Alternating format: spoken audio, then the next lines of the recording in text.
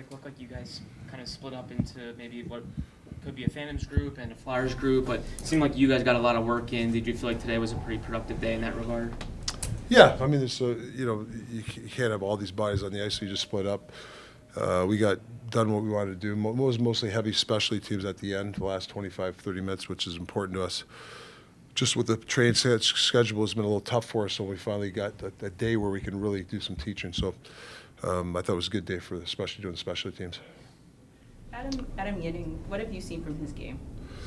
Yeah, I think he was played a lot of games. Is he 4 games? I can't remember. You guys probably know more. 4 games, maybe 5. He's been pretty steady in certain situations. I think there's some more there for us, but there's enough to hey, this guy has a shot, right? There's been some details that he's from the meetings and practices, he's doing in a game. I like that. Like on his breakouts, there's been some plays where maybe did it as well, and it could be a system thing, not to blame him, but the last 2-3 games, I'm seeing these things that he's picking up from the coaches in our meetings. So for me, that's a good thing. He didn't have the best camp last year. When I just spoke with him in the room, he said he kind of felt like maybe looking back, he was doing too much last year. Do you feel like he's kind of just doing this year, if you know what I mean? Like he's not being so noticeable by making mistakes, but right. He's kind of like being very even keel. Yeah, that's a good way of saying it. I think he's who he is, and he's trying to be good at that. I think he's just got to know. It's not just him, the game management of the game. The one time he was up the ice and it was a bad pass with Mitch and him, and we already had a D in the play. Like it's probably not the right time to have 2 guys go up. Those are mistakes you're going to make, but he's corrected them. That's what I love. We're all going to make mistakes, but I haven't seen those mistakes the last couple of games. He's cleaning that stuff up, so good for him. Rick, is it fair to, because we're obviously looking at the groups and whatnot, that group, the main group with the NHL guys, like that those are the guys that are in the forefront for battling for spots in terms of the bubble guys? Yeah, well, how it works in training camp. You have these different meetings throughout the day, and now it's getting close to crunch time. We got 2 exhibition games left. You like to play most of your guys now. The guys that had their chance, unfortunately, they might not get in now. So, and that's just there's not enough roster size. So, there'll be some tough decisions here in an hour or 2. We'll meet with Danny and we'll go over it. But then you got to go practice plan because you can't. It's not ideal to have 5 lines and 8 or 9 defense out there. It's too much. You can do it for a while, but I think now is time we got to start getting to numbers. So there'll be some decisions here in the next little while. Talking about the battle on defense, obviously there's still a few guys that are fighting for those spots. Was it important, just looking at the guys that are still battling, Yinning, Juleson, Gilbert, was it important to you guys to have size and physicality in those spots? Was that almost like, not a requirement, but was that something you guys were looking for in those roles? No, I think that's a smart thing. Hockey and lineups are a puzzle, right? You're looking for that, whoever that 5th, 6th, or if Zamula's the 5th. I don't. We don't know quite yet, but Z holds the 5th. Usually that 6th spot has to be a penalty killer. It's got to be a guy that could, defend, and if he's big, yeah, that's even better. But saying that doesn't mean a smaller guy couldn't go in. It's just that you got to be really good at something in those situations. But a PK guy is something that that should dictate the 6th spot. You mentioned a couple times, switching gears a little bit, you mentioned a couple times early in camp that you were relying on the front office to maybe slot in some young guys that you didn't know. How much discussions did you have with Riley about that? And I guess what were your impressions of him now that you're starting to get to know him, because he plays such a big role in developing these guys before they come to you? Yeah, well, the relationships too, right? Riley, his staff, right? Johnny Leclerc. I've talked to him numerous times.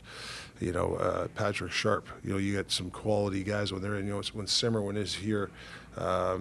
Rex has been around now, Mark Recchi. So, they've really studied some of these young guys more than I know. Snowy, who's I think he's a really good coach. I rely on him. And then obviously the management and the other guys, I think it's, Alan, all these guys, I think to be honest, yeah, I rely on them a lot. And then it's the eye test, you know. And then I'm behind the bench and coaching. It's like now I'm trying to see, can this guy do this? Can this, you know? And sometimes, you know, is it a little unfair? Some guy, you know, can you show us something in 2-3 games? You know, sometimes people need more sample size, but that's just the world we live in. You know, you got to make this quick decisions. But I do rely on those guys. Yeah. You're still meeting with Riley as you go through this process of you know, I don't want to mention any names, maybe, Yeah. but there's certainly some younger guys that are on the bubble here. Do you still chat with him about maybe how certain guys might handle certain things? Yeah, I've asked him, hey, I might play him with these guys tonight. What do you think? And then he'll give us, you know, yeah, you know, in Lehigh, you know, he played this position. He was good with this guy. Like, he gives you that information. So, yeah, definitely. Do you guys have and this is, I think, probably just as much a question for Danny, maybe even more so than you, but do you have an idea of whether you guys want to go with 2 extra forwards or 2 extra defensemen, or is that still up in the air? You know, that's another thing we'll talk about. You know, in the past, I've had 8D and 12 forwards. You've done the 13 and 7. Most teams do that. I've yet to see a 6 and 14. That's a little bit. You know, I think for quality of practices, you at least have 7. 8D for me is ideal for practices. But because of the roster spots, you know, you're going to have to give and take. So I'll talk to Danny about that and get his feedback. I mean, you know, him and Jonesy I'll get some feedback off those guys, what they think. And plus there's cap, like, you know, there's all that other stuff too. You know, waiver, you know, that's over my head. So, but I do like 8 defense. How close to that first game in Florida will you decide on your defense pairings? Will it be like a day or two before, a day of? Well, I mean, it could be Thursday night and Saturday afternoon. Like, I mean, I don't think we can experiment much more. I think we got to go with our, you know, what we see and what our gut is, and let's get into it, and you know, and give these guys a chance. Well, when will you make that final decision on the opening night in Florida? Well, I mean, you know, it's going to be fairly quick. I mean, I don't know. It's not going to be 24 hours before Florida. We're going to have that decision here. I'd like to have it going into the game Thursday, definitely Saturday. Yeah, for sure. I think it's important. Last one. Rick, So go ahead, 2 more. Go ahead. You got 2 more. Sure. You've said before that a cornerstone of a good team is knowing how to play tired. Rodrigo Alves has played 5 games, I think 9 nights. He's still scoring goals, making really good plays. Is that an exemplary, you know, kind of display of what you're looking for in a team that plays tired?